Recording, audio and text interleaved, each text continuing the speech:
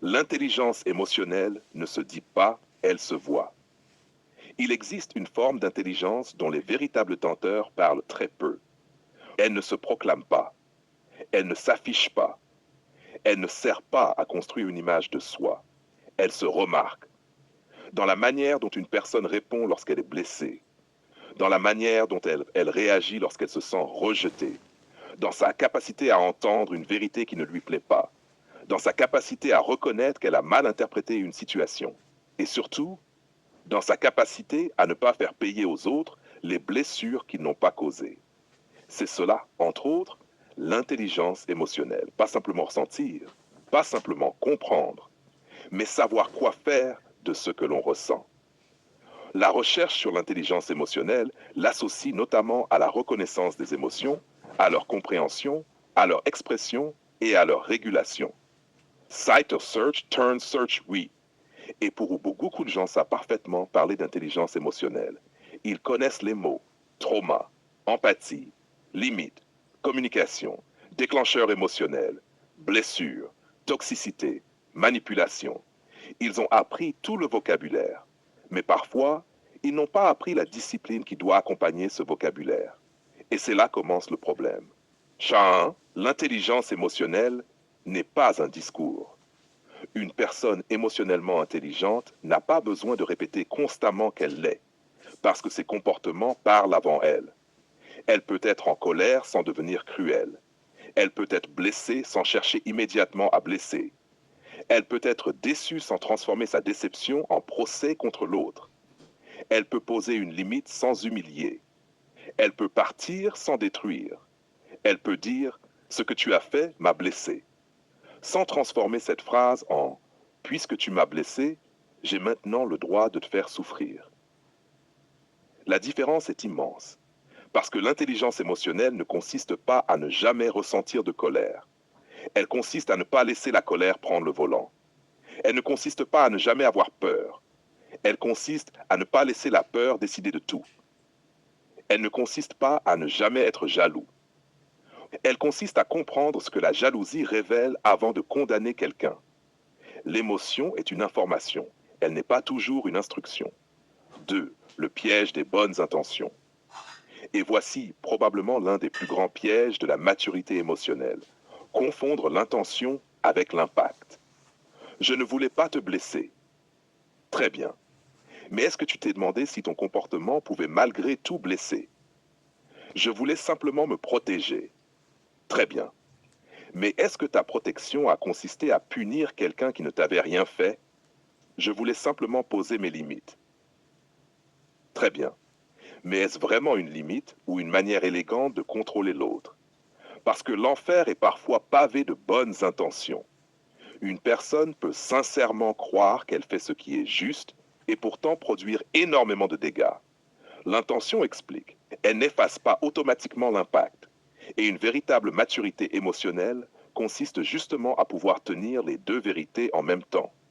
Je n'avais pas l'intention de te faire du mal, mais je reconnais que je t'en ai fait. Cette deuxième phrase demande beaucoup plus de maturité que la première. Numéro 3. Quand la douleur devient une lentille. Mais il existe quelque chose d'encore plus subtil. Certaines personnes n'ont pas perdu leur intelligence. Elles ont perdu leur capacité à regarder le présent sans le filtrer par le passé. Elles ont tellement été blessées qu'elles ont commencé à interpréter les événements actuels avec les blessures anciennes. Un retard devient un abandon. Un silence devient un rejet. Une maladresse devient une trahison. Une remarque devient une humiliation. Une distance devient une manipulation. Un désaccord devient une menace. Et progressivement, la personne ne répond plus seulement à ce qui se passe. Elle répond à tout ce qui lui rappelle ce qui s'est déjà passé. C'est là que la douleur devient dangereuse. Pas parce qu'elle existe, mais parce qu'elle commence à interpréter le monde à notre place. 4. Le passé peut devenir un mauvais avocat. Imaginez une personne qui a été trompée. Elle rencontre ensuite quelqu'un de parfaitement loyal, mais chaque fois que cette nouvelle personne devient moins disponible, son passé murmure. Tu vois, ça recommence. Alors elle surveille, elle questionne, elle soupçonne, elle teste, elle provoque, elle cherche des preuves. Et finalement, elle finit par créer exactement le climat qu'elle redoutait. Pourquoi? Parce qu'elle ne rencontre plus réellement la personne devant elle. Elle rencontre le fantôme de quelqu'un d'autre à travers elle. C'est terrible, parce qu'on peut finir par demander à une personne innocente de payer une dette émotionnelle qu'elle n'a jamais contractée. Et cela peut arriver dans les couples, dans les amitiés, dans les familles, au travail, partout. Nage 5. La douleur explique. Elle ne justifie pas tout.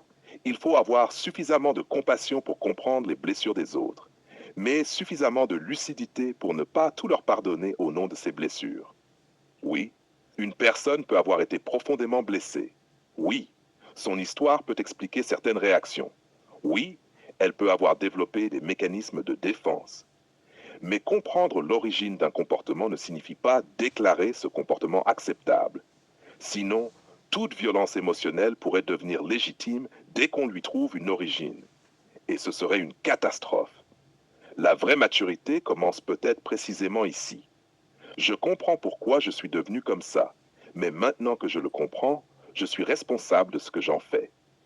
Voilà une phrase adulte. 6. L'intelligence émotionnelle commence quand on se surprend soi-même. La personne émotionnellement intelligente n'est pas celle qui pense toujours avoir raison. C'est souvent celle qui sait se demander: et si j'étais en train de réagir à quelque chose qui appartient à mon passé? Cette question est redoutable, parce qu'elle introduit un doute salutaire. Et si ce n'était pas une attaque? Et si ce n'était pas du mépris? Et si ce n'était pas un abandon? Et si cette personne était simplement maladroite? Et si j'étais déjà en état d'alerte avant même qu'elle parle? Cette capacité à suspendre momentanément son interprétation est une forme de puissance, parce qu'entre l'émotion et la réaction, il existe un espace. Et dans cet espace se trouve notre liberté. 7. Les grandes paroles peuvent cacher une grande immature. Il y a quelque chose d'assez ironique aujourd'hui. Plus une personne maîtrise certains concepts psychologiques, plus elle peut parfois devenir habile pour justifier ses propres comportements. Elle ne dit plus « je te punis ». Elle dit « je protège mon énergie ». Elle ne dit plus « je refuse de reconnaître mon erreur ». Elle dit « je protège mes limites ». Elle ne dit plus « je suis jaloux ». Elle dit « j'ai simplement une forte intuition ». Elle ne dit plus « je veux contrôler la situation ». Elle dit « j'ai besoin de sécurité émotionnelle ». Et parfois, le vocabulaire psychologique devient une armure, une manière sophistiquée de ne jamais se remettre en question. C'est là que les mots deviennent dangereux, parce qu'on peut apprendre à parler comme quelqu'un de guéri, sans avoir réellement appris à agir comme quelqu'un de guéri. REAT. Le vrai test n'est pas quand tout va bien. Tout le monde peut être calme lorsque tout lui convient. Tout le monde peut être empathique lorsque personne ne le contrarie. Tout le monde peut être généreux lorsque ses besoins sont satisfaits. Le véritable test arrive lorsque quelque chose nous échappe, lorsqu'on nous dit non, lorsqu'on nous critique, lorsqu'on nous déçoit, lorsqu'une personne ne répond pas comme nous le souhaitions. C'est là que l'intelligence émotionnelle devient visible, parce que sous pression, le discours disparaît et les habitudes prennent le relais. La véritable question n'est donc pas « que dis-tu de l'intelligence émotionnelle ?» mais « qui deviens-tu lorsque tes émotions sont fortes ?» 9. L'empathie n'est pas la soumission. Il faut également corriger une confusion. Être émotionnellement intelligent ne signifie pas tout accepter. Ce n'est pas être gentil avec tout le monde. Ce n'est pas rester dans une relation qui nous détruit. C'est pas pardonner indéfiniment. C'est pas supprimer ses propres besoins pour préserver ceux des autres. Une personne émotionnellement intelligente peut dire non. Elle peut quitter. Elle peut couper une relation. Elle peut être ferme. Elle peut être profondément déçue. Mais elle n'a pas besoin de transformer sa douleur en spectacle ou sa séparation en vengeance. Elle peut partir avec dignité, parce qu'elle sait quelque chose de fondamental. Mettre une limite et punir quelqu'un ne sont pas la même chose. Number 10. La maturité, c'est aussi savoir réparer. Une autre différence fondamentale apparaît après l'erreur, parce que l'intelligence émotionnelle ne rend pas parfait. On peut être intelligent émotionnellement et se tromper. On peut perdre son calme, dire quelque chose qu'on regrette, mal interpréter. réagir trop vite. La différence se trouve dans ce qui vient ensuite. Est-ce qu'on cherche à avoir raison ou est-ce qu'on cherche à réparer? Est-ce qu'on explique pendant 20 minutes pourquoi l'autre a provoqué notre réaction? Ou est-ce qu'on peut simplement dire « j'ai mal réagi ». Cette phrase est extraordinairement puissante parce qu'elle ne contient aucune excuse, aucune attaque, aucun déplacement de responsabilité, juste une reconnaissance. Et parfois, une relation ne demande pas une personne parfaite. Elle demande simplement deux personnes capables de réparer lorsqu'elles cassent quelque chose. 11. La douleur peut nous rendre aveugles. Le paradoxe est magnifique et tragique à la fois. Certaines personnes deviennent très conscientes de leurs blessures, mais pas de leur comportement. Elles connaissent parfaitement leur histoire. Elles savent pourquoi elles souffrent. Elles connaissent leurs déclencheurs. Elles savent ce que les autres leur ont fait. Mais elles ne voient plus ce qu'elles font aux autres. Et c'est peut-être l'une des formes les plus subtiles d'aveuglement émotionnel.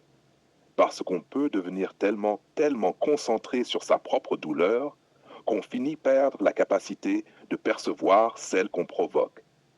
Alors, la blessure devient une identité, puis une justification, puis une permission, et finalement, une prison. 12. L'intelligence émotionnelle est une discipline. Voilà pourquoi les personnes qui possèdent réellement cette intelligence en parlent parfois très peu. Elles la pratiquent. Elles respirent avant de répondre. Elles écoutent. Elles vérifient leurs interprétations. Elles savent reconnaître leurs torts. Elles savent distinguer une émotion d'un fait.